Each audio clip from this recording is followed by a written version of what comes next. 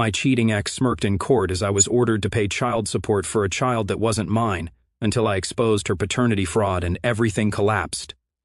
I am a male, 40 years old, and I am going through a really rough divorce right now. It is especially tough since my ex-wife Sandra, also 40 years old and female, is demanding child support for our son Jay, who is 1 year old. Obviously, this would not be something I would bat an eye at, but that is where our reason for divorcing comes in. I found out that she had been cheating on me with not one but several men. This was not even new, and had been happening for the entire course of our 5-year marriage. Since I was unaware of all this, I assumed Jay was mine and signed his birth certificate, raising him like my own kid. Obviously, once I found out that Sandra was cheating on me, I got a paternity test done, and he is not my kid. However, since my name is on the birth certificate, and I have been raising the kid for 1 year, it seems as if I will end up paying Sandra thousands in child support. She knows how unfair this is, but openly gloats about how she got away with it to her friends. Also, I have heard that, and that just frustrates me to no end. Once I was suspicious of Sandra, I installed some home security cameras and discovered that she called over a different person every week, sometimes with Jay at home. That is how I initiated this divorce, but it has got me no closer to knowing who Jay's biological father could be. It is already emotional torture for me to know the child I was connected to and raising for 1 year is not mine, and I would like to keep a bond with him, but I absolutely do not want to pay a single cent to Sandra. After speaking to my lawyer, he did say that I am pretty much screwed, unless the biological father can come out and prove that Sandra has lied to him as well, and basically tried to entrap me. When we were in court and the decree for child support was laid out, I could have sworn that Sandra turned and winked at me. I wanted to contest the ruling, but regardless, it is tough for me to do much as I am technically the legal father. It sucks, but I had almost resigned myself to dealing with it. However, something crazy happened when I got a text message from Sandra's friend asking if we could meet up. This friend of hers, Julia, was always a pretty nice person, and I knew that she fought with my ex about what she had done. Their friendship was on rocky ground during the divorce, and after meeting her, I found out that she had cut off all ties with Sandra because of her attitude towards her child support. I asked her what she meant by this, and she showed me texts where Sandra was openly talking about how she would use the child support money for shopping and trips, stating that she had a friend who could dress up her spending to look like expenses for Jay. After that, Julia called her out in the group chat with all their friends, but everyone was against her. Their opinion was that Sandra was doing what was best for her and not endangering Jay, and it was my fault for not keeping the relationship alive. I was livid after reading all these messages and knew for a fact that I would fight the court order to pay child support. After this, the way I went about that was asking Julia to appear as a character witness for me and talk about the things Sandra said. With that, I should at least be able to reduce the amount of money Sandra is trying to gouge out of me. Julia happily obliged and said that she is fully on my side when it comes to this divorce. I am going to appeal for a reevaluation of the divorce decree and figure out what I can do. However, I am worried that I may be torn because of how erratic Sandra's behavior is, and how this may affect Jay. I know that I may win and reduce child support, and I also know that I do not have it in me to take custody of Jay and raise him like my own son. But would my ex be able to provide for the kid? It is eating away at me and making me second-guess my decision to go ahead with the case. At the same time, the current proposal for child support is an obscene amount that is cooked up by highlighting Jay's expected standards of living, so it would genuinely impact me if I let things go along as they are. What should I do, Reddit? Update 1. Okay, after listening to all of you, I have decided to move ahead with the case. Also, I did think about how I could maybe have shared visitation with Jay, but the thing is, since the affair did not directly affect Jay, it is unlikely that it may change things around for us. However, I do think that Julia's testimony will at least change the way that child support payments are done, and also strictly enforce a good check on my ex. I do not want any of the money going into her pocket. Update 2. The appeal is currently ongoing, but a new development has also come up. Julia reached out to me and told me that yet another friend of Sandra's has had a fight with her and has some news that may help me sue for paternity fraud. She knows the likely father of Jay. Apparently, Sandra had spoken with this friend. I do not know their identity when she was pregnant and admitted that she knew who the father was. The reason she confessed was because this guy worked with this friend and was quite close to her too. This anonymous person has now sent the contact information of this guy to Julia, and she is urging me to go and speak to him. This may honestly be either the best or the worst thing to happen for me. If this guy is sympathetic to me, or perhaps has been jilted by Sandra. I could sue her for paternity fraud and take her to the cleaners. This guy David seems pretty unperturbed by Sandra's divorce, and it seems like he is not a part of her roster right now. That is a terrible way to put it, but I guess heartbreak has made me funnier, huh? Anyway, I have texted David and briefly tried to explain everything to him, and told him that I do not bear him any ill will. Apparently, he had no idea that Jay could have been his child, and that was a shock to him. He wants to meet up just as bad as me, if only to find out about his son. Update 3. Okay, after meeting David, I have got to say that my ex has to be the most evil person in the world. Apparently, she seduced David for a one-night stand, no wedding ring, of course, and he later found out that she was married through this anonymous friend, who put 2 and 2 together later. After that, he did not have the guts to confess to me and apologized for that. He had no idea that Sandra was pregnant, and he did not maintain contact with her until he found out about the kid. When Jay was born, Sandra assured him that it was not his, and openly lied about being on the pill when they had slept together. However, when he and I sat down and discussed the timelines for everything, it became clear that Jay was probably David's child. A paternity test later confirmed this. Obviously, this guy feels horrible that he has missed an entire year from the life of his son and is extremely angry at Sandra for lying to both of us. After speaking to David and getting all this info, I contacted my lawyer, and he said that there is solid ground to sue Sandra for paternity fraud. So David and I are going to sue Sandra for paternity fraud. She is in for a world of hurt. Update 4. So, the new case is ongoing, but there are already a few big wins for us. Firstly, I am not going to be paying any child support. In fact, Sandra is going to have to pay me for emotional turmoil and damages. When I said I was going to take her to the cleaners, I was not joking. Julia's testimony and the evidence that showed my ex knew who the real father was and withheld it really helped turn things in our favor. Furthermore, Sandra is willing to relinquish custody of Jay, and David wants to raise the kid with his current partner. The fact that she has got such little connection with her son leaves me disgusted. But it is nothing more than I would expect from her. I guess she will visit him every now and then. David has also kept his door open for me to visit and keep in touch with Jay as his uncle. I just hope that this situation does not screw over the kid emotionally as he grows up. It is going to take a lot of maturity and effort to make sure that does happen. But the more I get to know about David, the more it seems like he is a stand-up kind of person. He has been extremely remorseful about the fact that he was part of an affair, even though Sandra had lied to him. This is an odd thing to mention in an update, but I'm also kind of seeing Julia. We are not in a committed relationship yet, but she is an amazing person, and the fact that she was the only person in Sandra's friend group to immediately take an issue with her adultery shows me that she is the polar opposite of my ex. We are taking things slow, but it is nice to be in a more secure relationship. Through her, I also got to find out that every one of Sandra's friends is now leaving her, although most of them are doing it to save face after the paternity fraud thing came out. Julia is not really on speaking terms with most of that circle, though. I am happy Jay finally has parents who care for him, and I am happy that I found a way out of this mess. My fortunes have really turned out compared to where I was just a little while back, and the friends I made through this post kept me sane too. Thanks, Reddit. Not the asshole. If you are worried for Jay, you can always speak to Child Protective Services, but that worry should not be a reason to shell money out to a crazy, lying cheater. It is a clear not the asshole. I am amazed at the kind of lying and mental gymnastics your ex was doing to continue her terrible lifestyle. My mom died when I was 4 years old, and my dad remarried when I was 6 years old. I hardly remember my mom, but some stuff about her I still have some memories of. Like, I know I look just like her, and I know she used to sing "You Will Be in My Heart" to me at night when it was bedtime. My stepmom adopted me 7 months after she married my dad. I did not really want her to, but I was never asked. I was told it was happening, and that was about it. At the time, my dad asked his parents to talk to me about how it was not erasing my mom or a bad thing. They tried, but I was not happy about it, and I guess when I still was not happy after a few years, their feelings changed, and they stopped speaking positively about it. I'm almost 18 now, and I still do not see her as more than my stepmom. I never called her mom. They did push for it, but I never gave in. My dad has made so many shitty decisions over the years. No visiting mom's grave for Mother's Day, can only celebrate stepmom.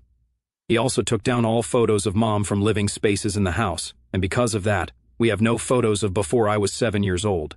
Since I refused to pretend we were a family when I was little, I only gave in when I realized Dad would keep pushing and punishing me for not being in photos and for not getting with the program. A little while ago, I am not sure when, My grandparents told my stepmom and dad that she was not my mom, and she should stop saying she is. Dad and stepmom were angry about that. She said she has been my mom since I was 6 years old and she has given everything to me. Dad said that was not how to speak to the mother of their grandchildren. I have 3 half-siblings from dad and stepmom. It came up again a couple of weeks ago. Only I was there this time. They said she was not my real mom, and I agreed with them. My stepmom kicked them out, and when Dad got home, she told him what was said and that I did not just let them say it, but I agreed with them. Dad told me I should have defended my mom. I told him I always do, and I have always known who my real mom is. I told him, just because you decided to force a new legal mom did not make her my real one. She asked what she would have to do to be my real mom. I told her to let me decide what she was going to be, not insisting on it. I am making a big fuss my whole life about how I never call her mom, which is an issue I have had with her since before she married my dad. She told me it was unnatural for kids so young, when a parent dies and the other parent remarries, to not warm up and naturally start saying mom or dad. I told her they never gave it a chance, and that I was a scared kid who desperately did not want to forget the very brief memories of my mom. She asked if those memories were more important than all the memories with her, and I said yes. Dad told me I need to change my attitude, or I will end up a misogynistic asshole and I will have crushed an innocent woman. Artificial Intelligence Opinion 1, not the asshole. That was a ride. So, you are 7 years old and your dad replaces your mom? He does not date other people, he just brings a woman home and says this is your mom now. She even adopts you. Most children do not take parent deaths well.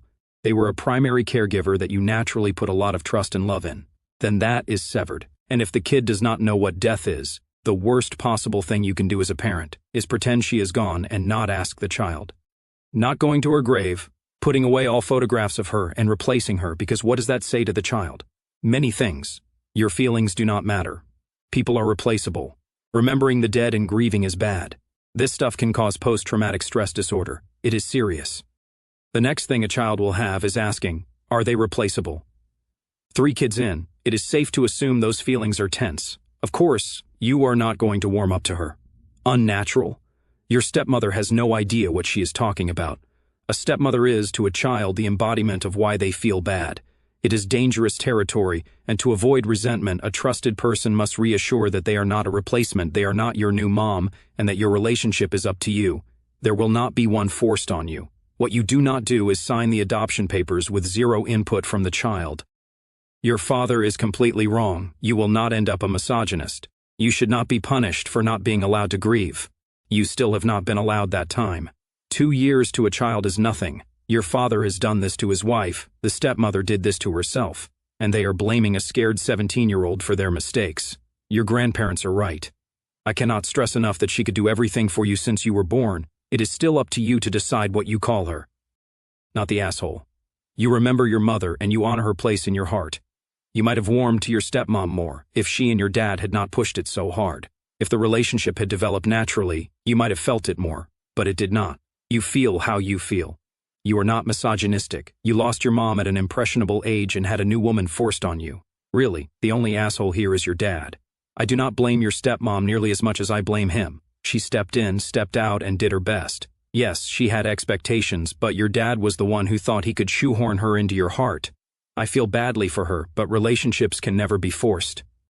I, 19 years old female, and my friend, 18 years old female, have applied to the same college to hopefully attend together. This college does admissions on a rolling basis, so I was hurrying to get all of my required documentation. She told me last time we were hanging out that she wanted us to wait until we both got letters to open it together. In my mind, I would have been fine with it, but she has not even submitted her application, and it has now been almost 1 month since I submitted mine. I told her that waiting that long is unfair to me and my family who are waiting, since this school is my top school, and that school takes 6 to 10 weeks to make a decision. She downplayed it and said that it would only be me waiting 1 week or so to open the letter, and if I opened it without her letter, there would be an argument. Now, almost every time we talk, she keeps telling me to wait, but I told her when I get it, I am going to open the letter, so I do not know. I have asked my sister and mom about it, and they are on my side, but I still feel like the asshole. Am I? Not the asshole. This is a kind of time-sensitive situation. If you get in, you need to focus on any deadlines, room and board, finances, and so much more. If you do not, you need to worry about taking the next steps, like applying to other options in time. You do not want to sit around on something as important as this. Besides, if it had actually mattered to her the way it does to you, she would have sent in her application already, and you would be getting them around the same time.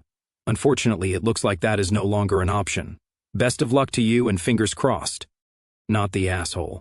If she has not even submitted her application yet, then clearly this is not as important to her as it is to you. If you put your own feelings and wants aside for her, you will be setting a precedent that will not work out well for you.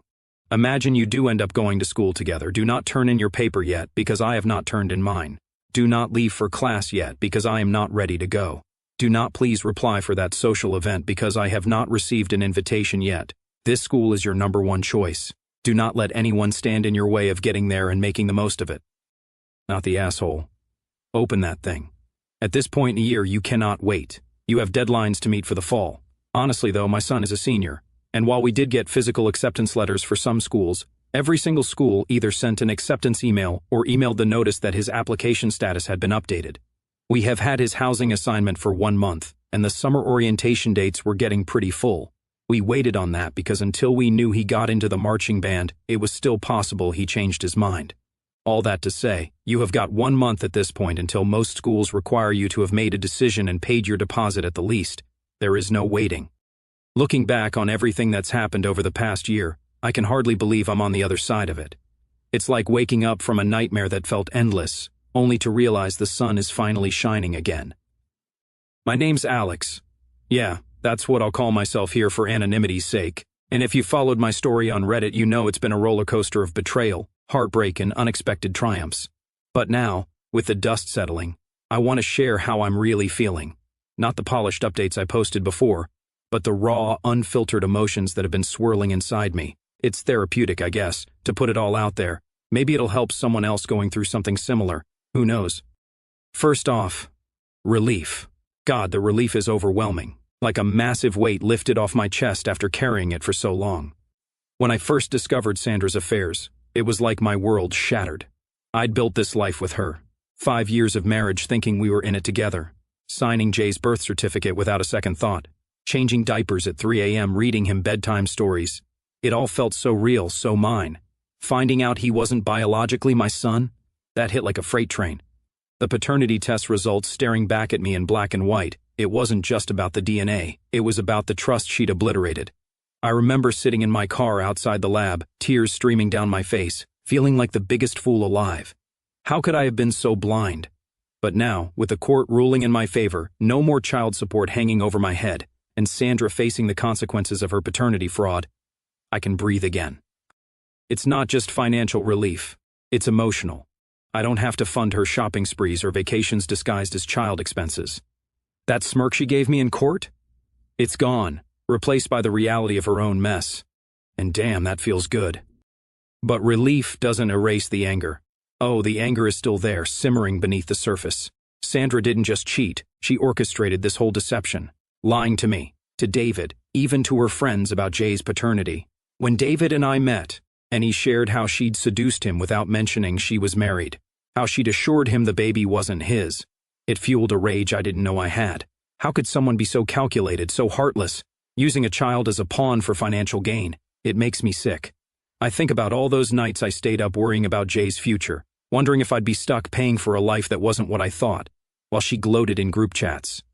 Julia showing me those texts was a turning point, but it also ignited this fire in me. I wanted justice, not just for myself, but for David and especially for Jay. Suing her for paternity fraud wasn't about revenge. Okay, maybe a little, but mostly about holding her accountable. Winning that case, seeing her relinquish custody so easily, it confirmed everything I suspected about her lack of maternal instinct. She's Jay's biological mother, yet she treated him like an ATM card. That anger motivates me now. It pushes me to be better, to never let anyone manipulate me like that again. Mixed in with the anger is this profound sadness, though. For Jay, mostly. That little boy didn't ask for any of this chaos. I raised him for a year, loved him like my own, and detaching emotionally has been brutal. There were moments during the divorce when I'd look at his tiny face and feel this ache, knowing he wasn't mine but wishing he was. Even now, with David stepping up as his father, I worry about how this will affect Jay as he grows up. Will he feel abandoned, confused about his family? David's offer to let me stay in his life as an uncle is generous, and I've visited a couple of times, playing with Jay in the park, hearing his giggles. It brings back that bond, but it's bittersweet. I'm grieving the father-son relationship I thought we had. And honestly, I'm grieving the marriage I lost too. Sandra and I had good times early on, or at least I thought we did. Looking back, it was all built on lies, but that doesn't make the loss hurt less. I've had nights where I just sit alone in my apartment, staring at old photos, the few I salvaged, wondering where it all went wrong. Therapy has helped. Yeah, I started seeing a counselor after update 3, and it's taught me that sadness is part of healing. It's okay to mourn what could have been. Then there's guilt.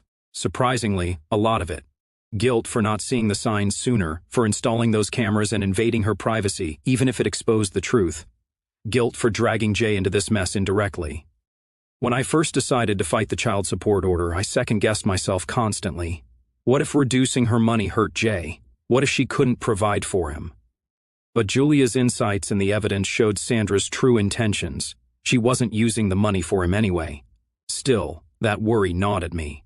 And now, with David in the picture, I feel a twinge of guilt for the relief I have in stepping back.